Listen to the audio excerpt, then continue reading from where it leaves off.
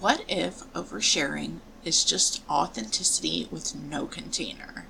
A sacred truth completely unshielded. So I had someone tell me that authenticity and oversharing are different things, as if they're mutually exclusive. And my opinion is they're definitely not. Authenticity is deeply individual and personal. And this conversation had me thinking that authenticity happens on a spectrum. And on one end of the spectrum, we might have shutting down because that's genuinely what you feel is the right thing to do right now, versus oversharing on the other end of the spectrum. Then there's that middle ground of asserting your core intention in a healthy, regulated way. So a lot of people today kind of assert that authenticity is something regulated and that it's telling some raw truth, but perhaps in a well-packaged way. What feels vulnerable and valid for one person may not be well packaged, and another person might feel like, oh, well, that's too much, you're too much. But authenticity is not about being digestible, it's about being real. Oversharing is not necessarily healthy. It's still on that authenticity spectrum. Oversharing is that authenticity that, again, is not contained, therefore potentially not safe, again, unshielded. It often comes from urgency, flooded emotion, or a sense of, it's the nervous system crying out for whatever your needs are before you potentially recognize what your needs are, or before you've really thought out, is this actually the best way to get my needs met? Or having a sense of urgency that isn't necessarily valid.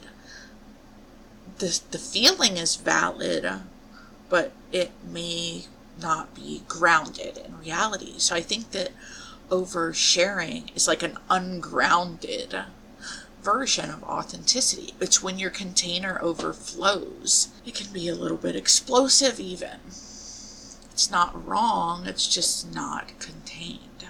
So again, the difference is in regulation, but not in value or worth. Authenticity that's anchored can still be emotional, it can still be messy, and it can still be intense.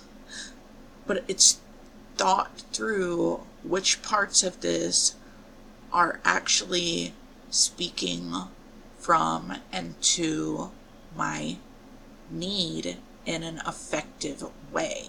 We're learning to carry the weight of our truth without it festering. And when we cut that open to make sure that it's not festering, we don't want to bleed out on everybody. So it's like having a wound, right? Knowing that there's something still lodged in there. You need to get out. And it's okay to say, hey, I need help getting this out.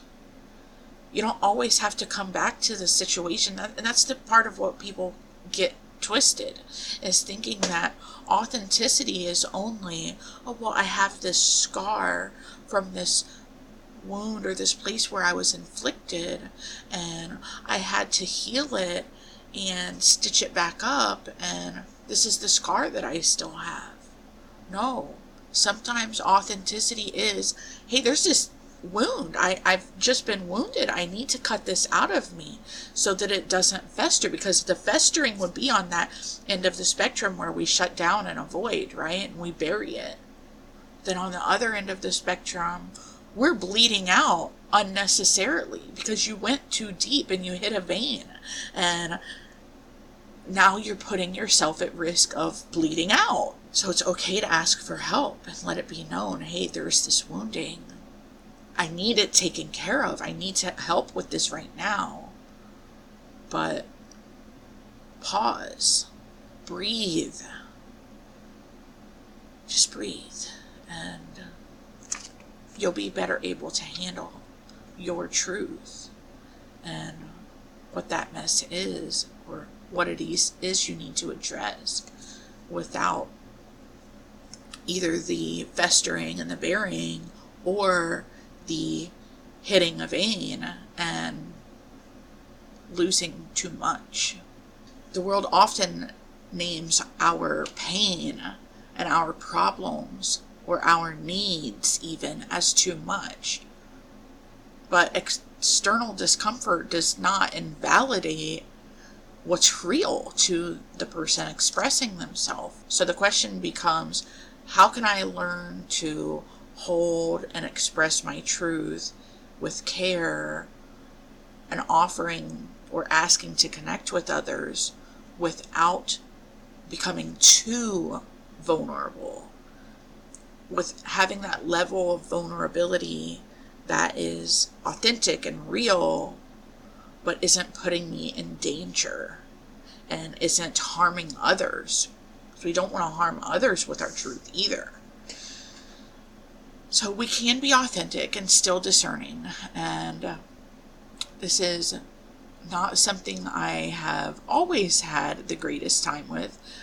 But my problem is I held back too much. I held back too much for too long. And one day, when I had been working on myself for quite some time in a very safe and healthy way, felt like there was something urgent I needed to express, and someone that I felt an obligation to be honest with and connect with. And it just did not go very well because I opened a floodgate, and I knew I was oversharing.